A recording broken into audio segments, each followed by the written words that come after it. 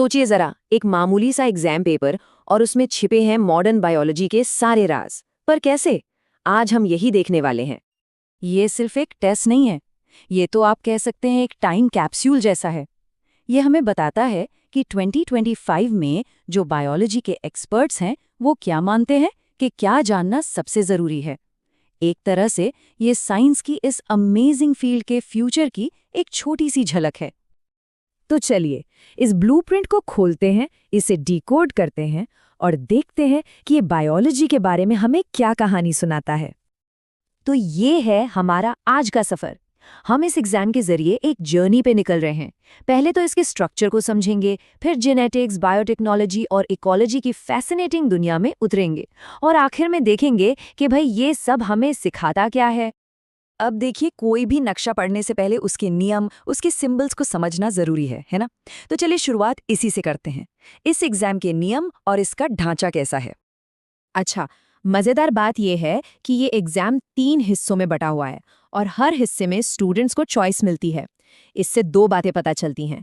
एक तो ये कि सिलेबस कितना बड़ा है और दूसरा, ये स्टूडेंट्स को मौका देता है कि वो उन टॉपिक्स में अपनी नॉलेज दिखा सकें जिनमें वो सबसे ज़्यादा कॉन्फिडेंट हैं। कुल मिला के 96 क्वेश्चंस। सोचिए, 96 सवालों का ऑप्शन।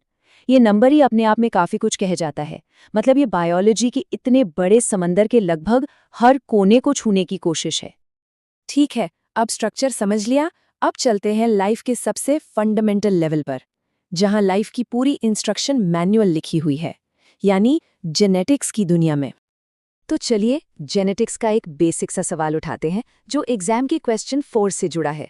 सोचिए, एक पौधा है, उसके पास एक ही ट्रेट के लिए 2 अलग-अलग इंस्ट्रक्शंस हैं, तो वो कौन सी इंस्ट्रक्शन मानेगा?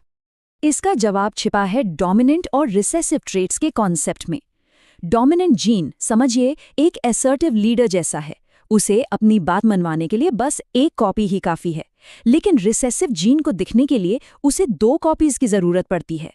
ये मेंडेलियन जेनेटिक्स का एक बहुत ही कोर प्रिंसिपल है। और जेनेटिक्स सिर्फ पौधों तक ही सीमित नहीं है, ये तो हमारी पहचान के गहरे राज भी खोलती है। क्वेश्चन 13 हमें डीएनए फिंगरप्रिंटिंग के बारे में बताता है।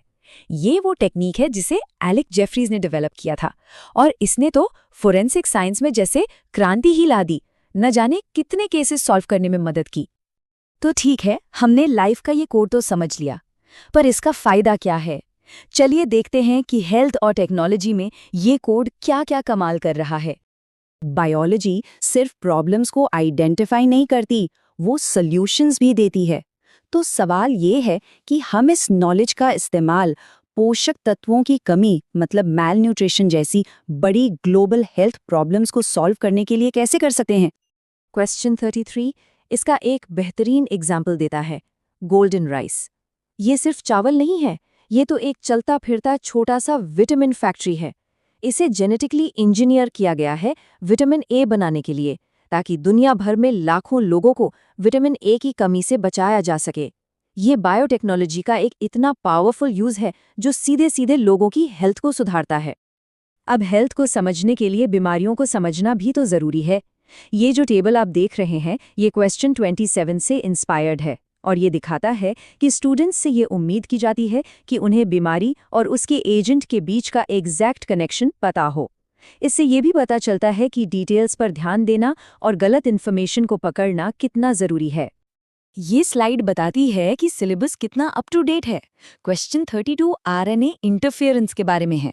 ये एक ऐसी कटिंग एज टेक्नोलॉजी है जिससे हम किसी खास जीन को स्विच ऑफ कर सकते हैं।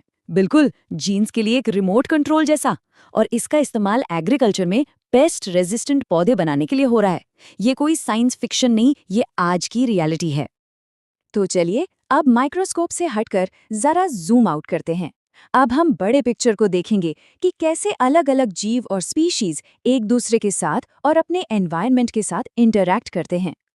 इकोलॉजी फंडामेंटली रिश्तों की स्टडी है।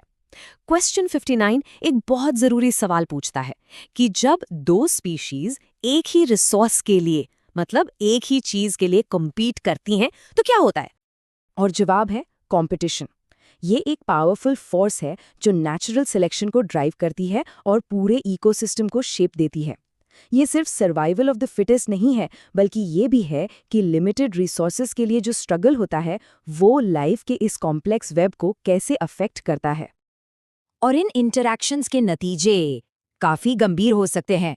क्वेश्चन 64 हमें स्टेलर की समुद्री गाय की दुखद कहानी याद दिलाता है, जो ओवर एक्सप्लॉयटेशन की वजह से विलुप्त हो गई। दूसरी तरफ क्वेश्चन 65 हमें इंडिया की इनक्रेडिबल बायोडाइवर्सिटी की याद दिलाता है। मतलब इन रिश्तों को समझना सिर्फ एकेडमिक्स के लिए जरूरी नहीं है, ये हमारे प्लैनेट को बचाने के लिए भी क्रिटिकल है। तो इस पूरे एनालिसिस से हमने क्या सीखा? इस ब्लूप्रिंट ने हमें आखिर दिखाया क्या?